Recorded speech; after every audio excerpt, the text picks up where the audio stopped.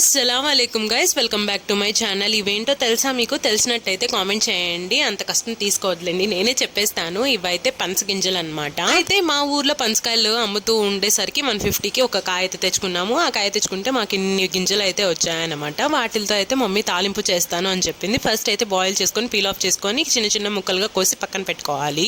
Normal గా తాలింపులకి ఎలాగైతే వేసుకుంటామో అలాగే వేసుకోవాలి. ఫస్ట్ అయితే ఆయిల్, అలాగే తాలింపు దినుసులు వేసుకొని కొద్దిగా బ్రౌన్ షేడ్ లోకి వచ్చిన తర్వాత ఆనియన్స్ అనేది యాడ్ చేసుకోవాలి. ఆనియన్స్ యాడ్ చేసుకుని కొద్దిగా పసుపు యాడ్ చేసుకున్న తర్వాత మనం ఇంత కోసి పెట్టుకున్నాం కదా పనసకాయ గింజలు, అవన్నీ వేసుకోవాలి. ఆల్రెడీ ఇవన్నీ బాయిల్ అయిపోయి ఉన్నాయి కాబట్టి కొద్దిగా పసుపు ఉప్పు పట్టేంత వరకు బాగా కలుపుకొని కొద్దిసేపు మూత పెట్టేసుకొని బాయిల్ చేసుకున్న తర్వాత కరివేపాకు, అలాగే తాలింపు పొడి ఉంటుంది కదా, మేమైతే కొబ్బరితో చేసుకుంటాం కాబట్టి కొబ్బరి పొడిని యాడ్ చేసుకొని ఒకసారి కలిపేసుకొని సర్వ్ చేసేసుకుంటే అంతే, మన పనసకాయ గింజల తాలింపు అయితే రెడీ అయిపోతుంది. టేస్ట్ అయితే పర్లేదు, బానే ఉంది, ఒకసారి ట్రై చేయొచ్చు. కాకపోతే ఇది రైస్ లో కన్నా నార్మల్ గా స్నాక్ లాగా తింటే అయితే చాలా టేస్టీగా ఉంటుంది. అంతే, ఇంకా వీడియో ఒకసారి ఇలా ట్రై చేయండి. నచ్చినట్లయితే లైక్ చేయండి. Thank you so much, bye.